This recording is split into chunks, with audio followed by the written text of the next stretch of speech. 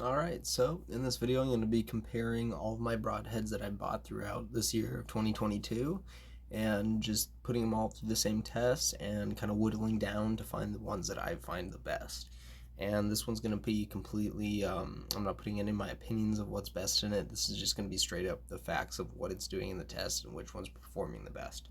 So the first test I'm going to be doing is it's going to be this 1/4 inch piece of plywood here, and I've already done the test, but basically what I'm doing for this test is looking at its actual cutting diameter on something, because it's really easy to see on this plywood, and I'll talk about that after this.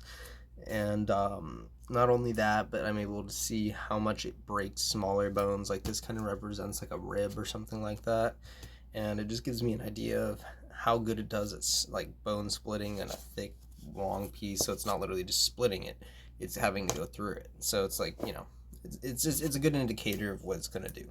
So without further ado, let's just get straight on to the testing.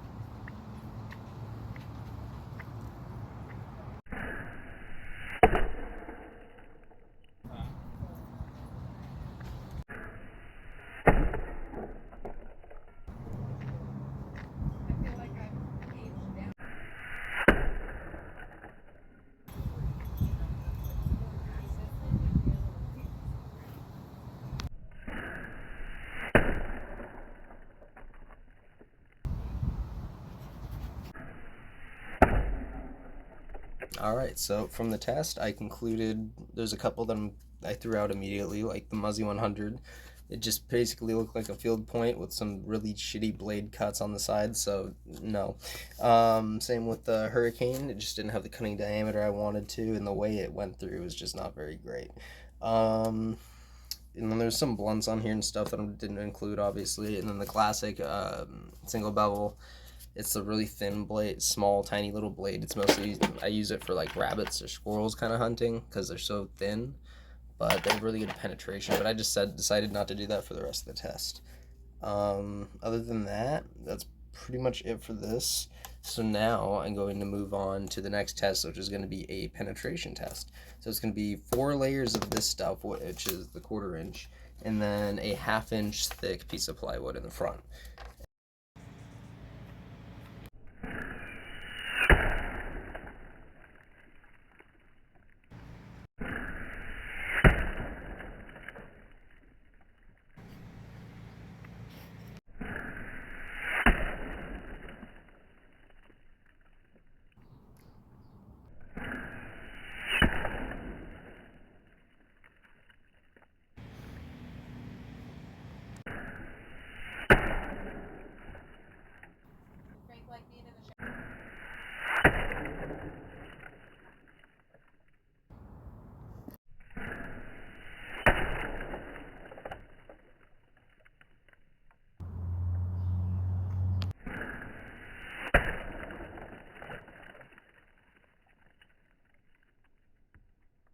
Okay, so from that test, I can conclude and find the ones that I'm going to route out.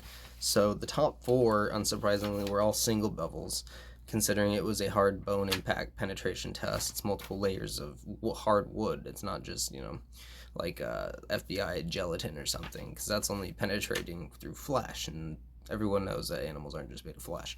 So the 1 through 4 was obviously my homemade head, the DRT Dirt Nap, the Grizzly, and the Tonto. And then I threw in the Magnus Black Hornet because I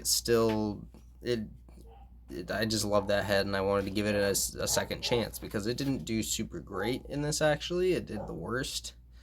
out of the ones I tested for this, so that did surprise me. But either way, that was the end of this test. So now I'm going to move on to the next one, which is going to be a bleed out test.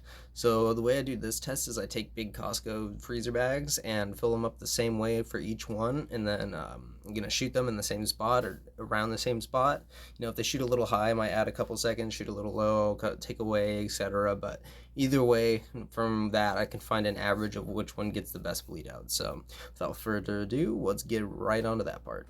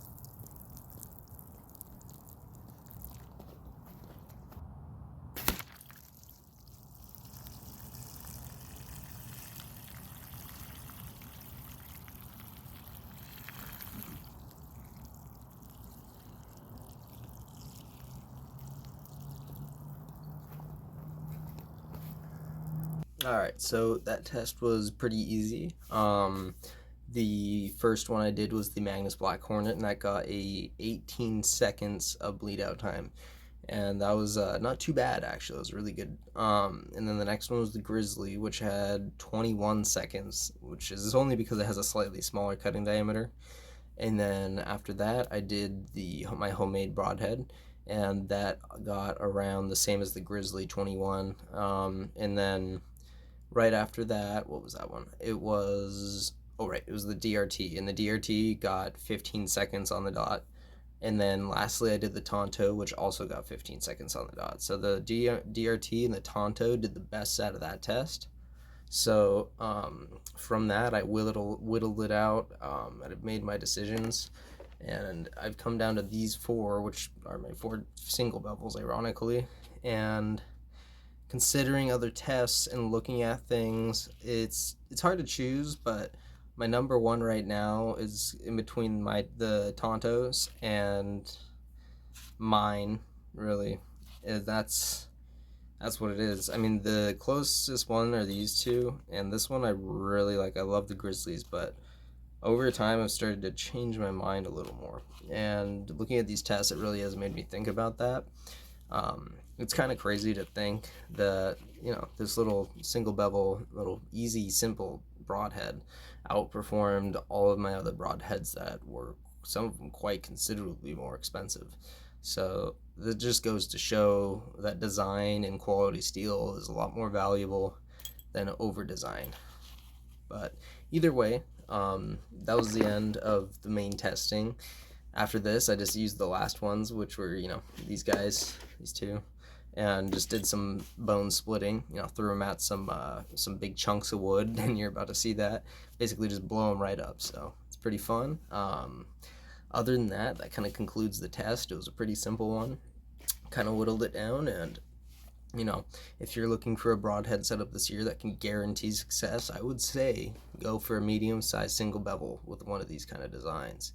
Now, this design is my own, and you might not be able to find a broadhead like that somewhere, but If not that, either way, just go for something like the bear, like these kind of broadheads, man. I've said it before, and even without using bias, it still turns out these are the best ones. So, other than that, that's the rest of the test. Just gonna do some fun stuff. So, much love, everybody. Stay lifted.